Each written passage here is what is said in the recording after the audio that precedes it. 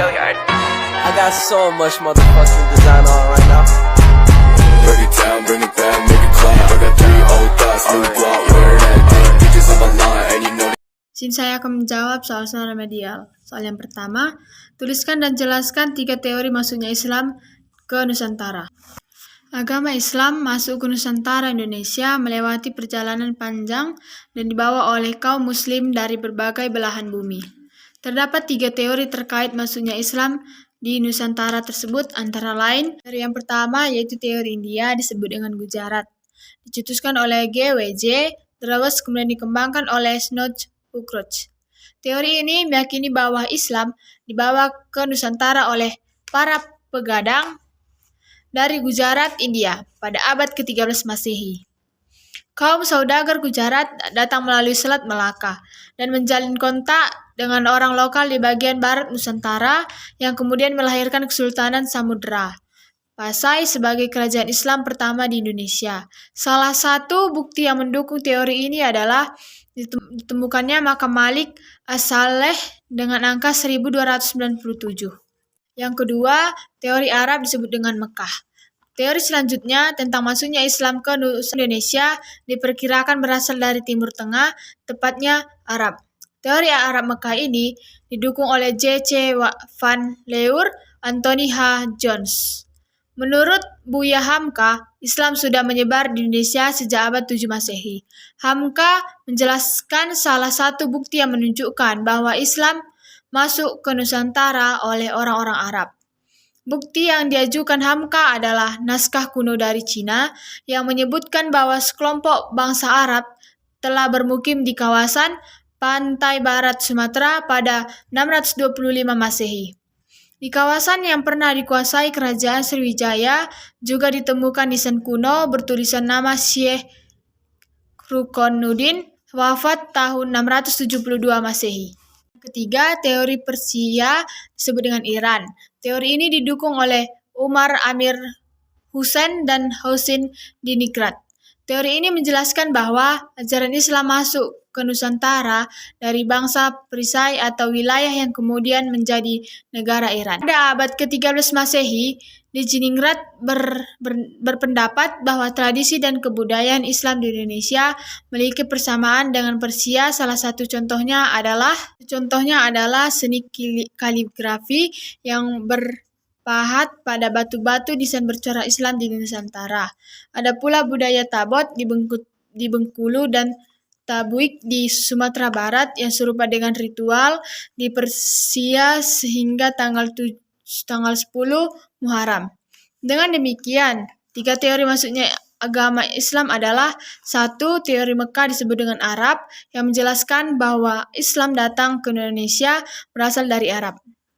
Yang kedua, teori Gujarat India yang menjelaskan bahwa Islam yang datang ke Indonesia berasal dari India. Yang ketiga, teori Persia disebut dengan Iran yang menjelaskan bahwa Islam yang datang ke Indonesia berasal dari Iran. Kedua, jelaskan apa yang dimaksud dengan titik nol peradaban Islam di Nusantara. Sebutkan nama daerah mengapa titik itu dipilih. Kota Barus, Kabupaten Tapanuli Tengah disebut dengan Tapteng, Provinsi Sumatera Utara Sumut, resmi ditetapkan sebagai titik 0 km peradaban Islam Nusantara melalui peletakan batu pertama pembangunan monumen tersebut oleh Presiden RI Joko Widodo Jumat tanggal 24 bulan 3 kemarin di kota itu.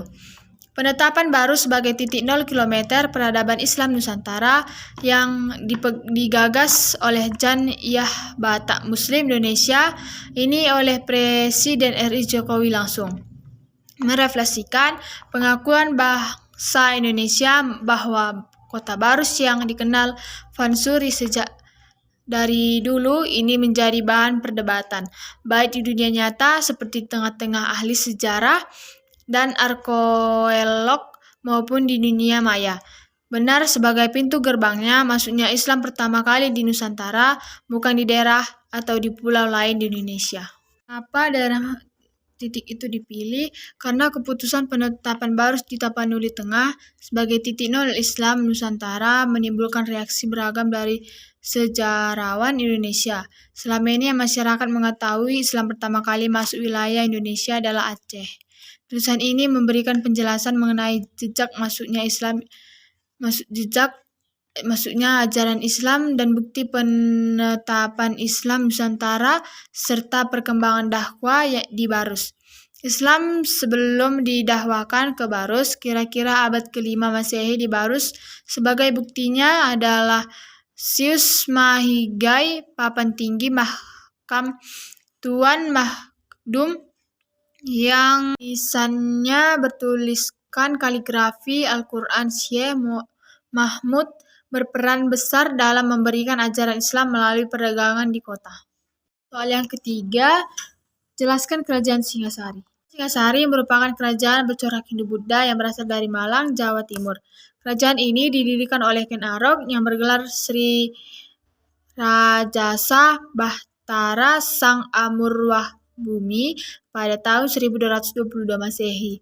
Kerajaan Singasari mencapai masa puncak kejayaan pada tahun 1272 sampai 1292 Masehi pada masa pemerintahan Kartanegara. Kerajaan Singasari adalah sebuah kerajaan bercorak Hindu di Jawa Timur yang didirikan oleh Ken Arok pada tahun 1222. Lokasi kerajaan ini sekarang diperkirakan berada di daerah Singasari, Malang.